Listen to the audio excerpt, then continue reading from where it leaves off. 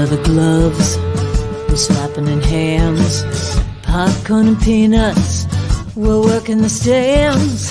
Pink cotton candy, love on a stick. Who's chasing the beer that circle the lips? Play ball, play ball. Roll up the bases and smack it right over the wall. Play ball. Play ball. Good evening, ladies and gentlemen. Let's center ourselves. Welcome to Laughter Saves Lives. Live here on Strong Island Television in Paradise Studios in beautiful Massapequa. Downtown Massapequa. Downtown Massapequa. Well, we're by the train. We should have centered ourselves before the show, I think. Well, this is more fun. We're by the Long Island Railroad over here in Massapequa. There's a Chinese restaurant, a pizzeria, a CVS, and a Dunkin' Donuts. And the Dunkin' Donuts is very important. It's not now Dunkin' now. Isn't that silly name? D&D? What is it, D&D? No, just D. Because they want to be known for their coffee, not their donuts. I get it. They're known for everything. Well, 10 years from now, people won't remember Dunkin' Donuts. First time you're back in... Long time. People thought I did a David Caruso and left the show. Well, no, you just screwed up a lot, so we waited a while to have you back. Thank you. I'm glad my purgatory is over. You're welcome. I made it to heaven. But it's nice. And I'm wearing my National Comedy Tour Laughter Saves Lives t-shirt. I saw I love seeing comics wearing the shirts. I saw Davin Rosenblatt. He had the shirt on? He had a shirt on. He was performing somewhere on one of those islands somewhere. Oh, wow. And he had the shirt. I wear my shirt everywhere. I had this shirt in Bermuda. And then when I was in the Bermuda Triangle. I love it. I have the shirt on, but I blend in with this background. I'm like Nixon in the 60s. You're like Kennedy with the blue. Really? You stand out with the dark blue. We're still not centered. I'm blending in with it doesn't matter. I'm blending in with the background. Right. Can you make these in blue? I want a blue one. No. No? That'd be nice in that color blue. Well, let's see. Could we make them in blue? I guess we could. You totally can make that in blue. Yeah, because it's red. We'll try it. And then I'll look thinner. All right, that's not going to happen. And I'll blend in better. Why don't you just start walking with me and exercising instead of buying shirts to look thinner? Wouldn't that be a healthier approach? At this point, I think I need to do both. But yes, well, I'll go walking with you. We played some great tennis. I'll take you up on that. But I love this shirt. I love this logo with the National Comedy Tour, and it's great. I got Craig Silvino on. He's coming on. He was in not yet. He's not coming on yet. But he was probably with me. It's 35 years today since we got on the job. And, we used to run every morning as a fireman and do the pull-ups. And now I'm that old guy at the beach. I bring my weight. You're not the old guy. I've seen you. You're pretty fit. Yes. For, a person of your age and experience. Okay. So, in honor of your 35th anniversary with the FDNY, what do you have I have a gift for you. I will take it. If it's free, it's for me. What is the most advanced pen in the world and above the world? You and your pens, the one in the space pen. Well, now the mystery for you is over. What do I got? A Met pen? You have your very own space pen. Wow! But open it up because this is a very special space pen. Is stuff going to come out like one of the Nothing. One of those cans? I don't want you to rip the box because it's a nice box. I'll do it for you. But this is a very special pen. Let me see. These just came out recently. Let me see. And it's not coming out now. Ooh. A firefighter space pen. Oh, the red line. What is that? What it is? It's supposed to be. That's what it is. Oh, okay. They came out with a first responder series. I love it. And I saw that red line, and I said, for John's 35th anniversary. Thank you. Space pen. Thank you. So now you have the most advanced pen on or above my house. The Earth. My house. And I do too. So why don't you use it? I have the cheapo pen right now. You have the cheap. Yeah, you don't need that anymore. So yesterday I went to the beach. I started doing some work for this Italian network that's going to be coming out on Italian. On YouTube. Oh, you told me this is the questions you were going to ask. So here's what questions did you settle on? What I kind of honed in on yesterday was, do you have an Italian type nickname? We just lost Paulie Walnuts, right? Yep. Some people call me Johnny Ha because I'm a comic. Maybe another good name for me would be Johnny Ladders because I was a firefighter. Oh, right? Very good. So we asked people, hey, what is your nickname? And if you don't have one, we're going to give you one. Interesting. It's like a call sign in Top Gun. Right on the beach, we gave them nicknames. Now, everybody didn't talk to us. Some people... You interviewed random people, not comedians. No, regular people. Normal people. Walked on the beach in the sand. No, I didn't do that. I waited for them to come off the beach. Hey, can I ask you a few questions? I run a foundation. And most people were very nice. Okay. One guy said, I said, you got a nickname? He goes, yeah. He goes, and this guy was telling, my name is Johnny Fingers. I go, why do they call you that? He goes, I can't tell you. I go, that's in a cut. I can't tell you. Yeah, and then I had a Asian woman who was doing the Italian. I had to say, come on, give me some more Italian. Oh, how was she? She was hysterical. So it was so much fun. I just love, you know me with people. I love talking. You're very good with people. And the more I did it, the more fun we had. So that's going to be coming out. He's going to be giving Bobby a little snippet so we can show it on the air. So what was some of the nicknames that you heard? Oh, a girl worked at a hairdresser. I gave her Darlene Scissors. No, but what did anybody have any? Not many people did. Not many people did. No. What? Well, what? So yours is Johnny Haha or Ladder? Johnny Ladders or Johnny Haha or Johnny Plug. Oh, Johnny That's Plug. That's right. You know, Johnny Plug is what we do. Yep. What would yours be? Well, my when I was a pilot, my call sign was Cannoli. Johnny Cannoli. No, just Cannoli. You gotta have you gotta have like in Cannoli. Italian, it would be like a Johnny Paulie Johnny Cannoli coming out to hang out with us. Timmy 2 times or whatever. Yeah. So or Tommy 2 times. It was a lot of fun. I can't wait to see this. When is this? When is this? He's gonna have some clips for us soon. Nice. He's great, John Carboni. What a wonderful guy to work with. And you know what? He thought I was funny. How often does that happen? Not often. You know. He says, I don't have a sense of humor. I go, good. I'll look funny next to you. So we had fun. Thanks, John. I just noticed that we have a countdown clock. Yeah, I don't know what countdown. And we have the space pen and this is very natural. It's beautiful. I just wanted to bring up, I got a haircut. Nice haircut. Thank you. That we went to Liz Gardner. We had her on the show, firefighter Tom Gardner, who lost on 9/11. Probably my best friend that I lost on 9/11. Liz had this art exhibit. Now, she does art therapy now. Mm-hmm. I mean, and her daughter makes documentaries. My wife was with me, who has come through a lot of tragedy, even before she met me, and then it got worse, right? So I was with these 3 wonderful women, and we went out to see Liz's exhibit, and it was great. It was just a great feeling. Where's the exhibit? It was in Manatucket, way out east there. Mm-hmm. We drove out because there was free food. And Liz. Oh, wait, and I went to see Liz, too. And you went to see Liz, too. But there was free food. And it was great. It was great to see them. It was great to see her daughter, Amy. What a beautiful... Her dad would be so proud of her. So beautiful, so smart, so funny, so warm. And where is the exhibit? Like, if people wanted to see it, is it open to the public? Yes. It was in a brewery. Oh. But it was a small place, very cool. They had a little guitar player. If you want to go out and check it out, you're out in that area, message me. And what's the name of the town? Manatucket. Manatucket. Yeah, I think that's how you pronounce it. And listen, anybody who comments on the show tonight, on every guest we have, is getting free tickets for the next Laughter Saves Live show, which will probably be, I don't want to say it will probably be. We're still working out the details. All right, so do that. New York Mets, 2 out of 3 against the Braves. Excellent. Big series. Big home run by Lindor. Up 1-0 against the Braves. And he hit it. That is a big home run. And Escobar. Yeah, but it was 1-0. Escobar's a 3-run homer. Yes, but Escobar's been struggling, so I like to see him do. I like to see him do well. Because both of them are very nice guys. By the way, we're Met fans. What else did I want to talk about? So yeah, shot for the Italian Network. That's pretty much all I wanted to bring up. Do we have the goose in the room yet? No goose. No goose. You know what? Goose is not in the room. Let's bring in Craig Silver. Who's that? Butch A. Who's that? Is that Butch? The goose is not in the room. I'm gonna call. Hey, John. I'm gonna go call JV right now. All right, let's bring in Craig Silvino right now. My son, John Vincent. Oh, John. I was going to say John Vincent. John Lawrence. Let's bring in now. I obviously didn't do prep.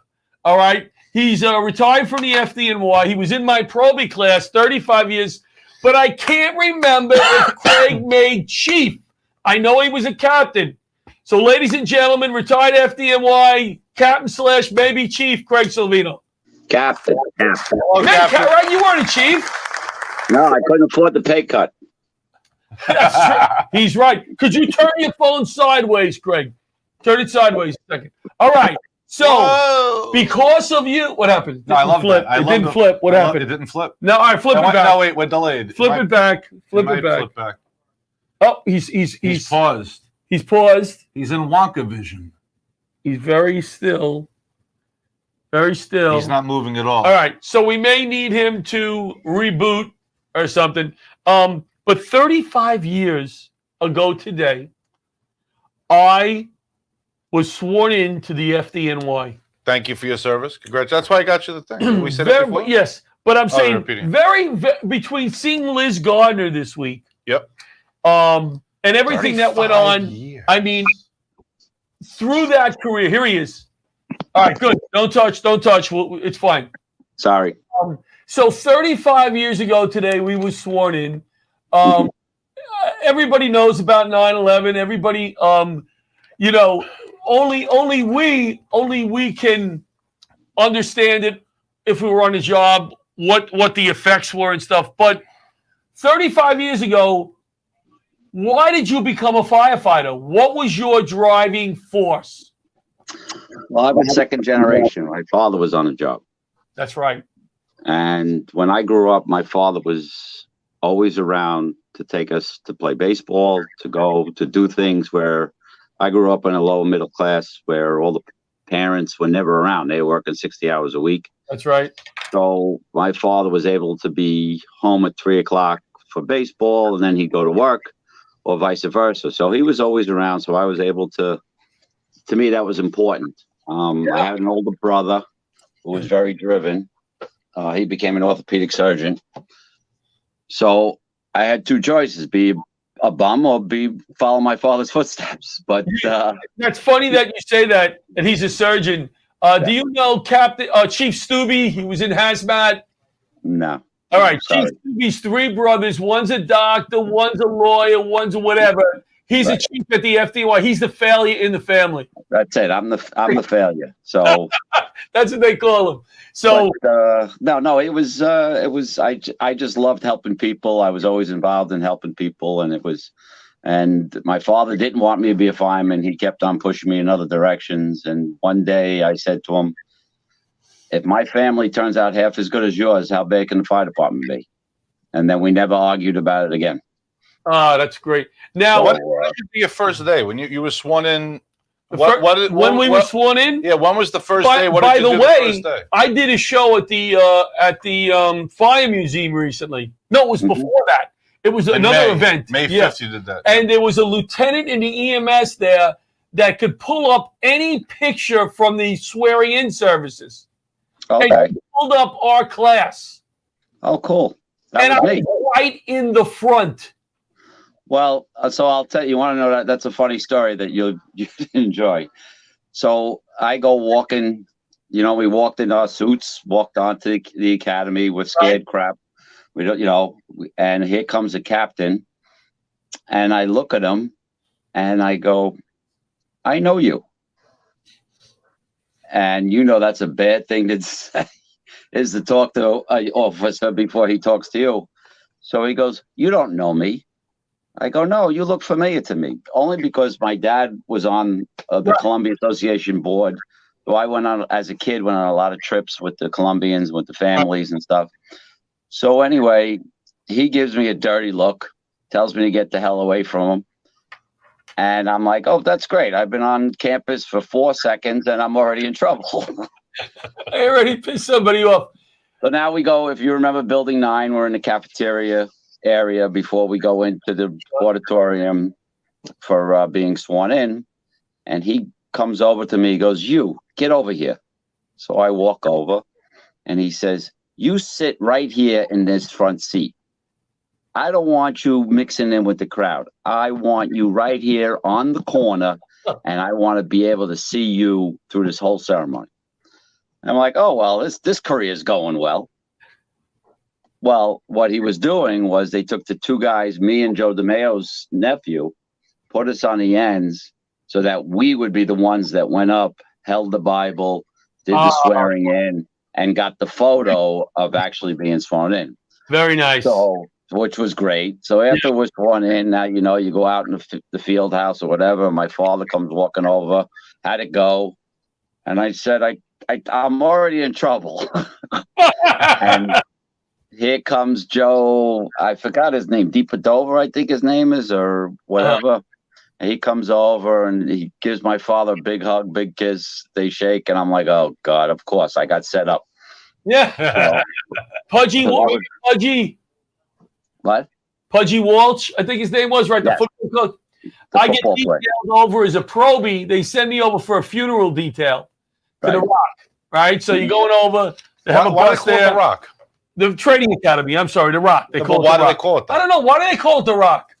The only thing I could think was it was an island. It was Randall's Island. There's a lot of back in the day, it was two separate islands. There was Randall's Island and I forgot the other island. Right.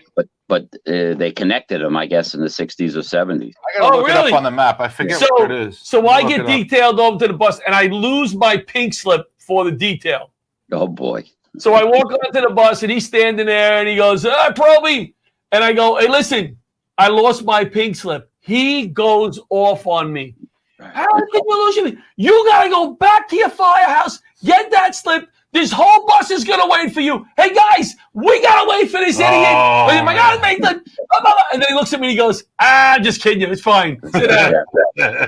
So is there one other thing that you'd like to reflect on? 35 years ago, you got on the job. Greatest job in the world, greatest fire department. Yes. I always looked up to you. I didn't tell you that, but you were on all those details. You were part of the ceremonial unit, Columbia Association. You went above and beyond on the job. You're a good man. Good man. Grand tactical training, and I also built those MTVs that nobody knows about.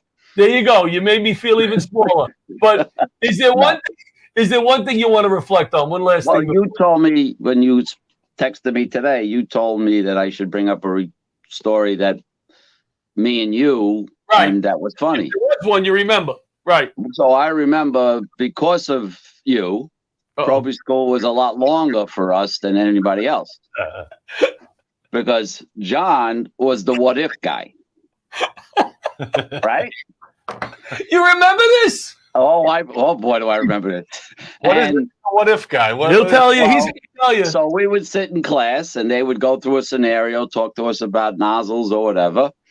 And then at the end, John would raise his hand and go, what if the nozzle wasn't the right color or whatever? So then the instructor would go on further. So we didn't mind being late during class or being held over because we had the instructor. But at the end of the day, we had roll call before we left, and they would advise us on what is expected of us of the next day and also progress of how we did that day. And Firefighter Fred would say, if there are no questions, we can actually leave early. Guess who had to ask questions? Wait, can I clarify? You never ask a question when they say that. Can I clarify? I don't know if it was you or who it was, but I think I only did that once or twice because I was threatened. Twice. I was threatened by everyone. Yeah, I can imagine. So you were spoken to. Yes, I was spoken to.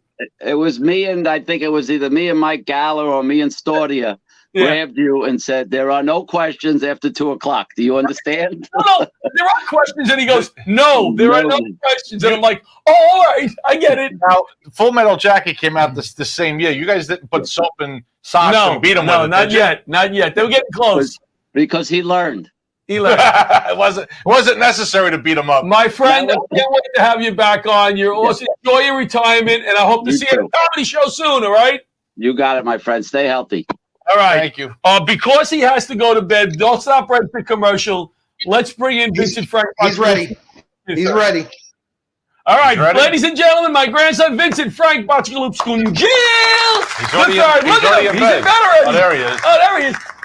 Hello, Vincent. Hey. How you doing? Hi. How was camp today? Good. So Vincent Frank is going to camp. Where? 5 days a week. Well, we don't want to give out the location of the camp. For security reasons. For security reasons. But it's a nice camp? Well, How is the camp? Good. What is good about the camp? Give me more than one-word answers. What is good about the camp? Give me a LaRocchia answer. I love it. What's that? I love it. Yeah, you're learning to swim? Yes, I don't hold my nose anymore. Doesn't hold his nose anymore. Oh, that's great. Because last year he couldn't swim. And he's going to swim right now. And what is your favorite food at camp? Cheese sandwich and bagel. All right. What did he say? Something sandwich and bagel. Well, ask probing questions. Get him. Well, Get him to answer. his father is dragging him up. Get him to answer. Let's just get his father in the picture. So a lot of people out there debate this, stress about camp. Should they send their kid away to camp for the summer? How's this been so far? It's been very good. He's very tired at the end of the day, which is a plus. Yes. He loves it. It keeps him active. We wanted to do it a couple years ago, but then like COVID happened, so we delayed it. And he's been really loving it and learning a lot. And I would definitely recommend it. I mean, look, it's very expensive. Wasn't expecting that initially when you're a new parent and you're figuring all that out. But if if it's something you can swing, it's a really wonderful thing. And he's busting my chops.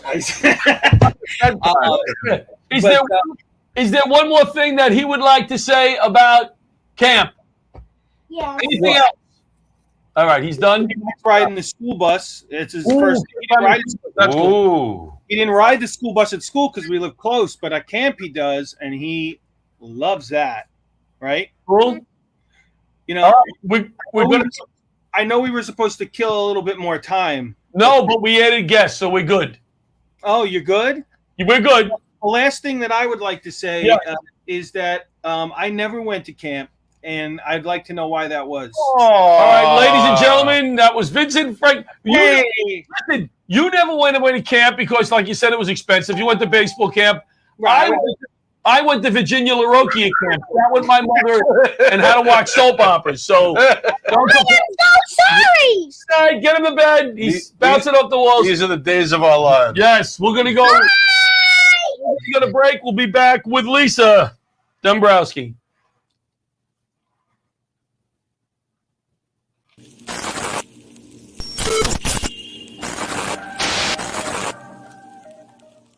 "9/11 didn't end on 9/11. 500,000 people were exposed to the World Trade Center toxins and are still at risk today. 68 cancers have been linked, including skin cancers, prostate cancer, breast cancer, blood cancers, and many respiratory illnesses. Fortunately, all victims qualify for free health care, and more than $10 billion is available from the 9/11 Victim Compensation Fund. I was a paralegal just 2 blocks from Ground Zero. I had skin cancer and lymphoma. I worked at Goldman Sachs. I had kidney cancer and respiratory illnesses. I was a downtown teacher. I had breast cancer. I qualify. I qualify. I qualify. If you were downtown anytime on or after 9/11, call Barasch and McGarry, the lawyers for the 9/11 community. Call today.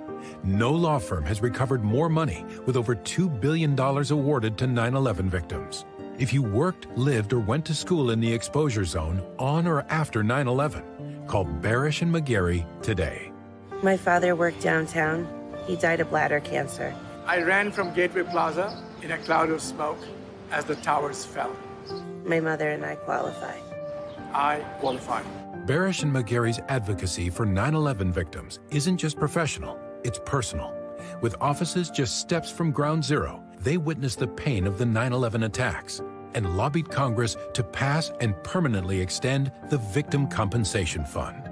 I was a downtown court officer. I had prostate cancer in 2007. I qualify. We all qualify.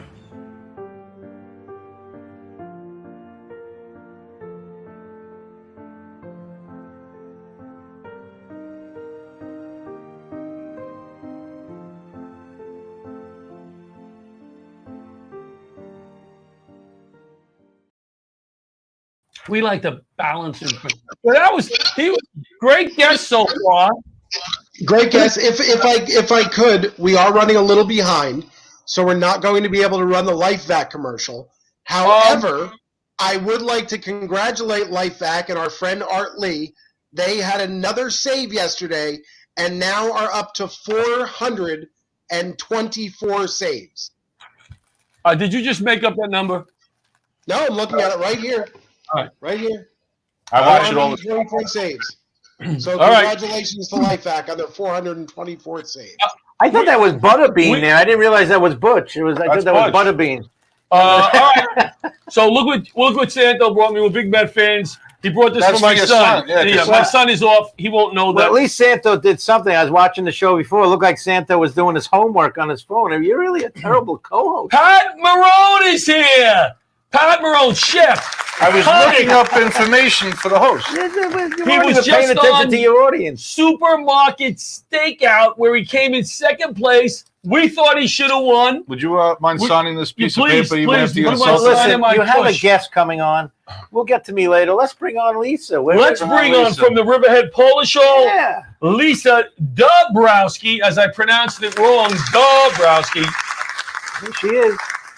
Hello, lovely Lisa. Oh, how you doing tonight? We're doing great. We're doing great. How are you? You're outside the Riverhead Polish Hall. I am. I'm outside. And what I asked you off the air, I said, what is the Riverhead Polish Hall? Is it a tent? And that was supposed to be a Polish joke. No. And not a very good one. Not a very horrible. That's terrible. Aren't we doing a show out there in November? Well, Lisa's going to talk about that at one point. Yes, Lisa is our point of contact. She's bringing out Laughter Saves Lives to do a show. Wow. Yeah, that's November 5th. November 5th. November 5th. We may have a flyer on that if we were. I should have told Bobby. I think we have a flyer. He'll throw it up if he finds it at one point. Let's see. This might be it right here. Let's see. There it is. Yes. That's it. And who's on the show? How did Santo get on that show? You put me on this. Listen, I didn't even know about that. I liked it when you were in a 7-year rule. You didn't have Santo on for 7 years. Well, that's like 7 minutes. Well, wait a second. That's why I was on so many shows this year, because this year is 2014. Okay. It's the 6-year rule. Okay. All right. So let's talk to our guest. Who else is on the show? Who else is on the show? So Lisa, Bridget, you, Chris Roach, me, and Roach. Oh wow. Roach. That's so a great Lisa, show. The reason that I wanted you on, the main reason, and we can talk about other things as we go along here. How come you didn't have any Polish comedians on the show? No Polish comedians. There are none. Oh. So really? recently, you did something that was awesome, and you're involved with so many things. You're a real good egg, as my mom used to say. Well, and it's a pleasure to know you. But I keep busy. But you do. I asked her, look at this. I asked her to send me a bio. She freaking sends me a full page of, and she says on the bottom, and I do some other things. And I keep too. So wow. Somebody, and you'll fill in the whole story, but somebody found a Purple Heart at a garage sale or a flea market. And did you do the research and found out the family of this person? I'm actually the one who found it. Okay. Besides anything else, I do like to go to yard sales. I was out on the north, and the people wanted to remain anonymous who had it. But I was at their yard sale, and I talked to them over the course of the next week, and they ended up donating the Purple Heart to Mattituck, American Legion Post A61. And I know you were just out in Mattituck. I was. Yes, you told me it was Manitucket. Mattituck. Yeah, I never heard of Manitucket. That's why. Manitucket. Manitucket. It's John LaRocchia. You're going to hear things you never heard before. That's just expected. So go ahead. So actually, I found the Purple Heart and ended up donated to the American Legion, and in turn, we're going to have it framed. So one of the members took it to James Ford Art and Framing. And Asher O'Rourke is the one who did the research and found the daughter of the recipient. And the recipient who originally got it was R.S. Holloman, and he was from Patchogue. And Kristen was able to find his daughter a lot of research, and she lives in Seattle, Washington. Can I interrupt you, because that's what I do? You just did. Yes. What indications are on the Purple Heart Is there a number on the back of the Purple Heart? No, not on this one. It's a World War II era one. And Right. the identification on it was the name in the case, not on the Purple Heart itself, but in the case, inside the case, was R.S. Holloman. So how did this guy get it? That was selling it at the yard sale. They don't know how it ended up. Family. It could have. What we think happened long ago was when Mr. Holloman came back from service. He was still living with his mother in Patchogue, and then over the years he got married and moved away, and his mother ended up staying in the home and then with another relative, and somehow it just made its way out to the north, and amazingly it was all kept together. The three pieces were still intact inside the what was it? A ribbon, the metal itself? The metal itself on a ribbon, and then two pins along with it. And this may be a silly question. Yes. But maybe I think I forgot the question. This may be a silly question. It is a silly question. No, it's not a silly question. Go ahead. Can you tell our viewers who don't know how you get a Purple Heart? Oh well, it brought about a lot of yard sale. That's a good That's a good question. What is it? Other than going to a yard sale, how do you earn a Purple Heart in the military? You have to be wounded. No, it's when you're wounded. It's I wanted I wanted our viewers to hear the answer. So it's serious. When I saw it at the yard sale, I almost didn't think it was real.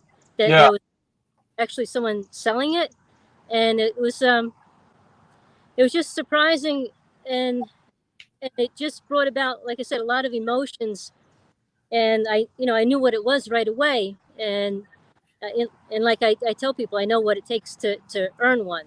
Right. I felt it really needed to be respected and make But sure. I see them, awesome. I see them all over. My wife drags me to these stupid antique shows, and I'm bored out of my mind, and I seek out like something interesting, like military equipment. They have. I bought a World War II victory medal that I keep with my grandfather's flag from his casket, and I said, "How they're very common. You can buy them easily." I thought they'd be very rare. A World War II victory medal would be rare. Yeah. They're very inexpensive. You like hand grenades there too and stuff? No, I'm talking about well, they do have hand grenades, but they're not active. All right, but they have this. I'm surprised that you could buy all this stuff. But Purple Hearts, there's some medals that people really don't sell. Silver Star, Bronze Star, Purple Heart. Well, it was unique. But I was surprised. I think what happens is when somebody passes, the kids don't even know what they have. Right. And they just sell it, and they end up at these places. And all right, so Lisa, the people were asking $100 for this one, and it just they decided to donate it, which was very, very nice. That was nice. That was nice. That was nice when they realized, A lot of family members know who has what, but Lynn Bryson, the daughter, didn't even know her father was ever awarded one. Wow. He never spoke of it. He never spoke. A lot of veterans were like that. Yeah. Yep.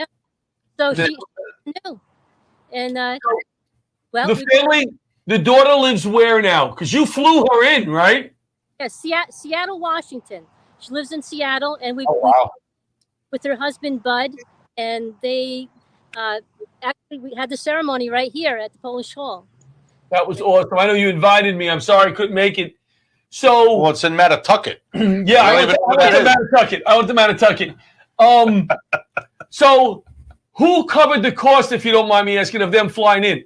We had donators. We a GoFundMe set. I set up a GoFundMe for it. Nice. Very generous donors, and I really, really appreciate them doing that. And really, it means a lot to me. And it really is amazing to see what a positive effect this has brought about in so many people, and it's just it's really touched a lot of people. And then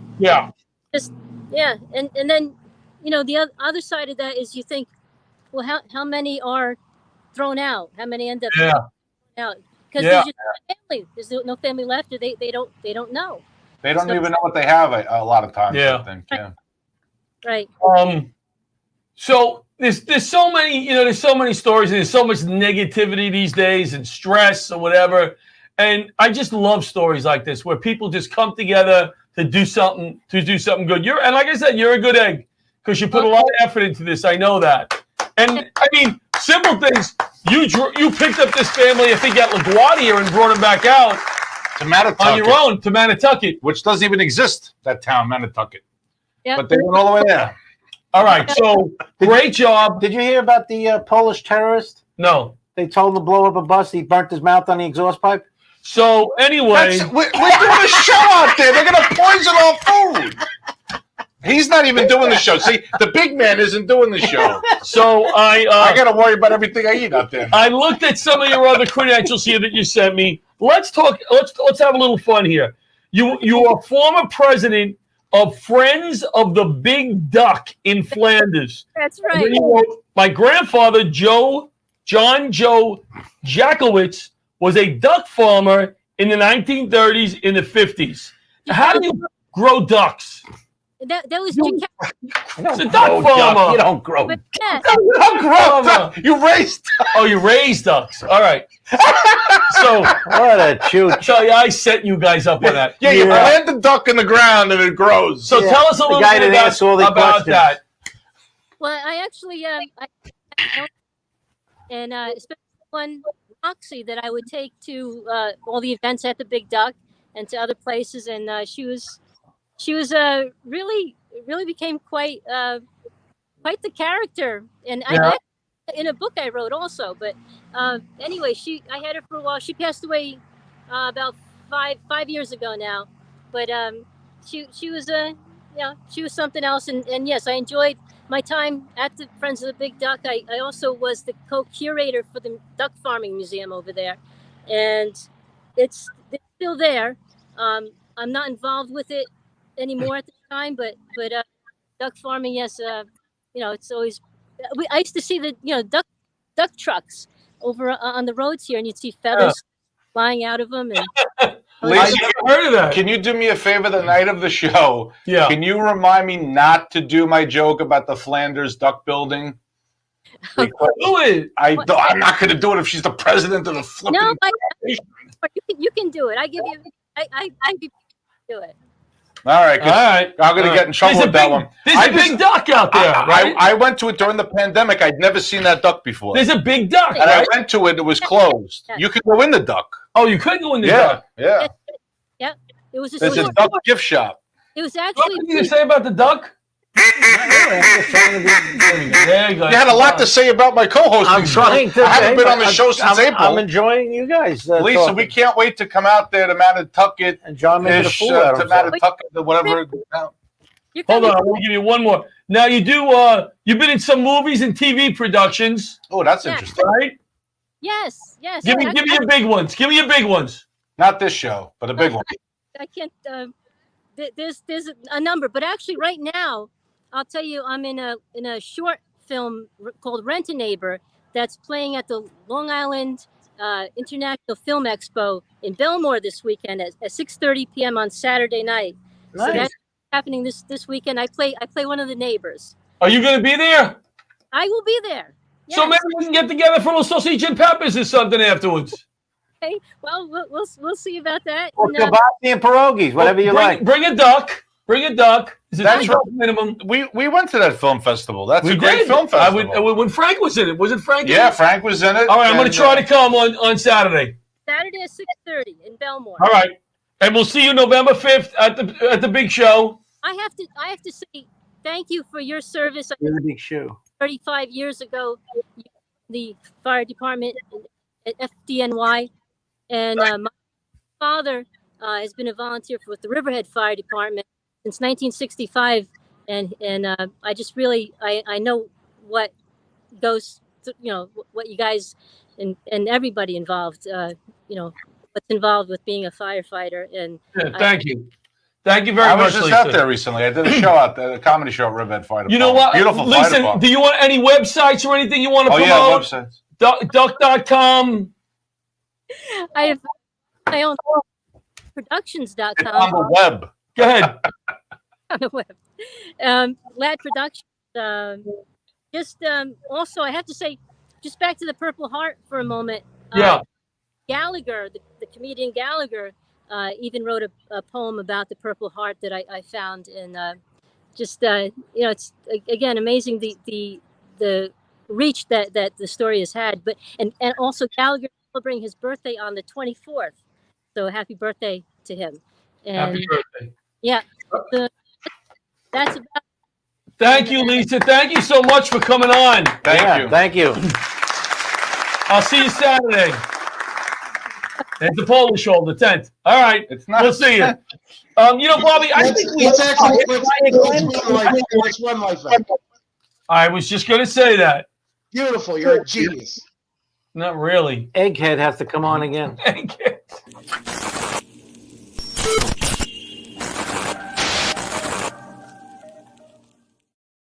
Hi, I'm Gretchen Rossi. And I'm Arthur Lee, the creator of LifeVac. We're here today to announce that to date, LifeVac has saved hundreds of lives of people who almost died due to choking. People may not realize that on average, 14 people a day die from choking-related incidents. Every 5 days, one of those lives is a child. That's why I created LifeVac. And as a new mom, and from housewife to housewife, I felt compelled to share with you the discovery of this life-saving device. LifeVac is a simple-to-use airway clearance device. Just place, push, and pull to save a life. And it costs less than it would take to fill up your car with a tank of gas. Imagine being able to save a life for less than $70. To learn more, please visit lifevac.net. That's LIFEVAC.net. Please don't allow one of your loved ones to become the victim of a choking accident. And we're back. Laughter Saves Lives live with our guest chef, comic, just off a supermarket stakeout. Pat Marone is here tonight. Hey, how you doing? The only guest that comes on early and starts flapping before he's supposed to be on. Well, I have Pat to, Marone. We went to the Met game the other night. Me and Pat Yes, and I. thank you, John. Great game. It was a great game. Nice John's not seats. allowed to come anymore because Nice he hit my seats. son in the head. No, I didn't. And he gave the family COVID, too. I made him up a I felt terrible. I tested positive 4 days later. Listen, John will always be John will always be welcome. He's wonderful. But I it's just felt funny. terrible. We gotta get it, Pat. But I felt great that night. Hit him in the head with his glove, trying to No. something. I knocked the T-shirt fired. I was trying to catch Hit him him in the head. with the glove to give to him. He's the only guy that goes to the game suited up. Got the glove, and he's got the uniform and on. then 2 days later, he calls and he says, "By the way, I got COVID. We roll in the car, no mask." 3 days later. Tugboat Manny knocked him over to grab a ball. Oh, that was hilarious. Let's talk about Pat Marone here. So Pat, our friend, used to be a co-host on the show until he got fired. He was recently on a TV show, Supermarket Stakeout, on what is it, on FX? What is it on? No, it was on Food Network. Food Network. It's going to be on again August 8th at 5 o'clock. Oh, I can't wait. Oh, okay. August So, 8th. I already have it on DVR. Will you win that night? Will you win the second night? No. But you shouldn't have told the people Listen, the outcome. They haven't seen it. People love this stuff. They love watching this. They love you. Tell us a little bit about the experience. What was it like? It was great. It was a lot of fun. Good. Thank you very much. We'll see you later. No, go ahead. I'm sorry. I auditioned for it on Skype, with a casting director. Teresa Farrell is actually the one that sent me the email that they were looking for people for Supermarket She's a Stakeout. good egg, Teresa. So I sent in the application. I got called by a casting director, Right. and then it's been one of my third Skype interviews. So, you learn a little bit more. Like with the match game with John, I had one, and then you're a little tense. So I said I'm going to just loosen up and be myself. And then I did good. I got called. They flew me out to Arizona, and I had to keep it a secret for the longest time. Which The show was in Florida. They flew me. When was it filmed and when was it? It was filmed October 20th, 2021. 2021. Yeah. And when did it air? It aired 2 weeks ago. June 28th. June 28th. So almost a year. Yeah. So you go down there. A year? Where do you get a year? Round up. Yeah, I understand. It's like 8 months later. Yeah, the same guy that knows about growing ducks. So You should be burying ducks to grow ducks. Well, listen, they're not like planting basil. 8 months later. You're gonna measure. You're gonna look at the days now. How many days? No, so we filmed the first day where they fly the out. I show. got in there on a Tuesday. The Wednesday was the 20th. We filmed the whole episode, and there's 3 rounds, and It's not staged at all. I mean, I'm not saying it because I saw. They don't do when you were looking for the marshmallows. No, there's nothing take. They should have that scene at the end. Yeah. Was more stressful than it looked. Yeah, but they cut out so much because they couldn't fit it in. Let me tell you what happened. I would have grabbed the nearest employee, said, "Where are the marshmallows?" Let me tell you how it happened. I was waiting out in front of that. If you notice, when I went back, I only had 4 items. Right. Yep. I was waiting, and I was getting anxiety, waiting, and nobody came out. And I'm like telling the person, "Does anybody shop anymore?" Right. So Emma's waiting, and it's like they're testing you. Like, I couldn't get anything. So I wanted to make like a s'mores, like a trifle with a s'mores like theme to it. So that's why I was looking for the marshmallows. I had the chocolate. I had and I was going to get graham crackers. I couldn't find graham crackers, so why I used aren't the the granolas. employees of the stores waiting to help you if they know you're on a clock? Understand that he only has a certain amount of time to shop and cook. They should be right. You know what I mean? Together. No, because listen. You can't go on TV unless you sign that you can go on. There's certain people, but you don't know what's in the wagons. You don't know what's in there. So it's really, you got to think on the dime. But from a fairness standpoint, everybody should get their stuff and then start the clock. Two people started cooking. That's all right. It's a game show. Who cares? I had fun. Did you win money? But it should be fair. No. Did you win money? No, I didn't win nothing. But the whole thing is, I didn't even care about the winning the money. I wanted to just win. It'd be good to win. Win. You can still use it as a credit. I got it on IMDb credit. Yeah. Do you have to get paid more as a comic now? Do I have to pay you? Yeah, you do have to pay me. Yes, you got to pay me more. I won an Emmy. I should get the Emmy rate. You do have to pay me more as a comic. But for you, I make an exception. Now, did you guys ever hear like the dessert theme at the end was glamping dessert? Yes. Did you ever hear of glamping? Well, I kind of had an idea. I had no idea what glamping was. What was that? I don't know what glamping is. They were I'm criticizing from New York. I got a glamp. They were criticizing you. I did a Tony Soprano post. Pasta, they don't eat pasta at the beach. On the Amalfi Coast in Italy, they don't eat pasta. Well, here's my take, because they didn't show that too. They were saying to me, he goes, "Come on, Pat, how are you going to have pasta on the beach?" I said, "Listen, I wasn't taking the theme as that you're eating on the beach in the sand. When I go on vacation, if I was down in South Beach, you're sitting out by the beach, you're by the water, you go to a restaurant." That was my take. Yes. Naturally you have paella or something, but there's pasta, there's Italian restaurants there. The Amalfi Coast. So I made it a little Mediterranean take on it. I used the tuna and I made a puttanesca sauce. Oh, I love the way he says that. Say that again. Say that again. Puttanesca sauce. Yeah. Now, but I've gone on the beach with a Tupperware with some kind of rolling. You can bring anything but to the beach. But you don't know what happened in the first thing. What? When I got the cart, I had a lot of stuff in there. I was going to do something with chicken. So there was these lean cuisine things that were already made. They were frozen. So I took them. I was putting them in the microwave. I was going to defrost them and pick the chicken out and do the stuff on there. And then all of a sudden I seen the tuna and I seen the thing. I said, switch. I changed it right in midstream, but they didn't even show all that part because there's so much stuff. So I switched it to the Mediterranean theme with the tuna. Would you ever do the show again? Could you be on it again? Of course, I'd go on any of them. Right, so the next time you go on the show, I'll come out with every freaking thing you need. You give me a list. Oh my God! Oh, is this for Supermarket Sticker? Here you go. But let me tell you something. It was a challenge. It was a great experience. All the chefs on there, they were terrific. We still stayed in contact through the whole time. That's nice. That's nice. The girl Megan that won, she's terrific. I wish her the best, and I was happy to win. It looked like a lot of fun. It looked like everybody was having a good time. I met a lot of people from the other shows that are on, like last night's show. We met them all in the lobby. And stuff. You did? Yeah. Oh, because they were doing. Where did you stay? Did you stay in a nice place? They put you in a nice hotel? We stayed in a hotel in Phoenix, right by the airport. Oh, nice. But the producers. Phoenix is a nice town. There's mountains all around you. Yeah. I flew I got to Phoenix. some pictures when you see the mountains in the back. Yeah. I flew to Phoenix at night and I woke up at my hotel room and I'm like, oh my God. Yeah. It's beautiful here. All right, so the show, Supermarket Steakhouse. Wait a minute, forget about the show. Now the triage, the producer, the team that puts it together, filming team. Right. They were the nice. I felt like I even tell the guy because we're walking in the hall. Hey Pat, I'm like, I know him. Yeah, I know. He said you great job.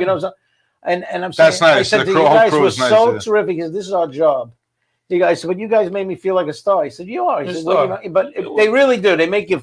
It's a class operation. That's nice. Yeah. Really a fun thing. I like that because you know what? They didn't over talk. Like you watch so many TV shows where they don't let the guests speak edgewise. Yeah. Like the Today Show and that Kathy Lee Gifford never lets the people talk. Let the people they're introduced to the Christmas toys. Let them explain. The judges were great. Kristen Petroni, Eddie Jackson. Yeah, they were all great. Alex Ronicelli, she's tremendous. She's great. It was well but balanced. The problem is, I had Bell's palsy. That's right. I got Bell's palsy the week before. I thought I was having a stroke. I rushed myself to the hospital. Yep. And I found out I have Bell's palsy, and I'm saying, and the night before I was ready to fly, my girlfriend gets me a sandwich at St. Rocco's.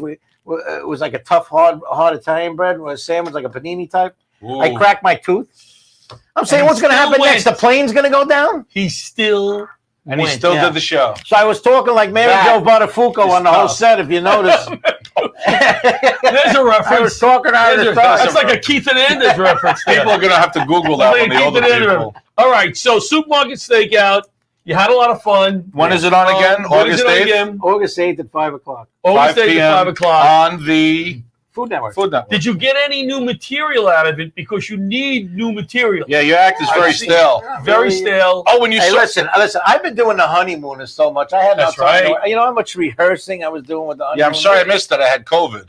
It was like 3 months before, and we were trying to do every little detail for the honeymoon. I was glad the other guy got the ravioli because of your ravioli. We can't say that. I said that. I'm like, I'm glad the other guy got the ravioli because Pat, he'd have a hard time concentrating. A hard time concentrating. Oh, yeah. That was funny. So, tell our viewers that you just played Jackie Gleason. Ralph Cramden, yeah. Ralph Cramden. But where'd you play it? At the View Grill in Glen Cove. But it was a play. It was a play, yeah. We did My Aching Back. Was that one of the original episodes? Original episode we did, and it had Freddie Demeter and Eve Lepenko. Eve Lepenko played Alice and Freddie. Are you going to do it again? We're supposed to be doing it. It's a lot of work. We're supposed to be doing it again in October. Nice. We're going to do Part in My Glove. Where are you going to put it? And then he has an original one that he wrote. And then we might do the Christmas episode for the seniors in Glen Cove. Nice. So I'm really not going to have a comedy act anymore. I'm going to be doing honeymooners all the time. That's all right. That's all right. Exactly. Yeah, please. You're better off. Do something. No, you're better off as Ralph Cramden anyway. More spots for us. I was so looking forward to it, but I got COVID. I couldn't go. But I heard it was everything looked fantastic. Yeah, they dyed my hair. They dyed your hair. He turns into Jackie Gleason. I saw him the last time. He does a great job. When I saw him transform into Jackie Gleason, I felt like Francis Ford Coppola in Brando's house when he put the shoe polish and it became the top. Whoa! It certainly looks like rain tonight. That was good. That was a good scene. All right. By the way, did you watch The Offer? Yes. Have you watched it? Did you watch The Offer? What is The Offer? Oh, so can I? Great. Can I tell you? Can I do the Bob Evans? Look, AK's back. Can I do my Bob Evans impression? Okay. He was the president of Paramount. Oh, Kelly Savalas over here. We're gonna put. He's going to do an impression of a guy doing an impression. Of Bob Evans. You know the main guy. I know him, but they don't know him. They know him. They saw The Offer. All right. We're gonna put John LaRocchia in The Godfather Part 4, and he's gonna have a big part. That guy was awesome. Pretty good. I love that guy. Very good. That was very good. You had the stuff. Sounded like you had a stuffed nose all the time, right? I put LaRocchia in the picture. That guy was my favorite. Charlie. The Offer is the making of The Godfather. Oh, is it really? Oh, it's a 5-part series. No, 10. 10 parts. It's longer than all 3 Godfather movies combined. It's on Paramount Plus. You're gonna love it. You're gonna love it. The kid's gonna win Emmy after Emmy after And Emmy. you're gonna look at Godfather in a whole different way. Whole different way after you more watch. actors? What? What was that? Do they need any more actors? No.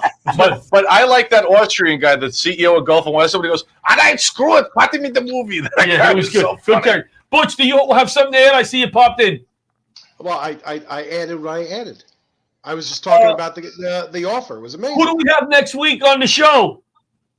Next week on the show, you're putting me on. Hold on. On the spot. I want to get his name right. His name is Christian Ganier. He is one of the actors on Stranger Things, which of course is the biggest show on television. Number 10. I never heard of that either. There we go. Another old guy.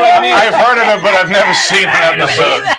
I was listening to. I only heard of it because Kate Bush is running up that hill. Is in it. That's the only reason. Oh, Kate Bush, the one of the Chicago PD. No, Kate Bush from '86. Yeah, but she was in Chicago PD. Was she? Yeah. I was looking at. I don't know. Listening to FAN this morning, and they were talking about it. They all knew about it. It's just us. I never heard of it. My daughter's. I believe this is the sixth and final season. Yeah, but it's the most watched. I guess technically it's a television show. We will have him on next week, and we have a few other guests coming up.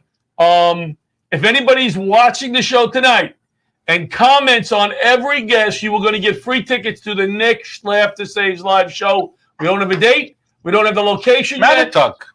No, not Manitouk. But we're going to give you free tickets to the next show that we're running. No, Not the one that somebody else is running out Riverhead. That's their show. Right. I'm doing a show. Can I plug a show? We got no time left. Plug it quick. Roslyn Cellar. I'll be opening up for Fred Rubino at the Roslyn Cellar July 23rd. July 30th and August 30th. I'm at the Studio Theater Lindenhurst, Long Island Comedy Festival. August 10th, Argyle Theater, Long Island Comedy Festival. November 5th, Riverhead. I'll be other stuff before then. And tomorrow I'm going shopping at ShopRite. Tomorrow he's going shopping at ShopRite. And Butchie, get me a Saves Live shows, all right? I know LaRocchi's not doing it, but Santa knows how to get on. All right. Wait 6 years. We got to go on a diet, and the three of us are going tonight. We're going skinny dipping. See you next week. Glad to Saves Lives Live.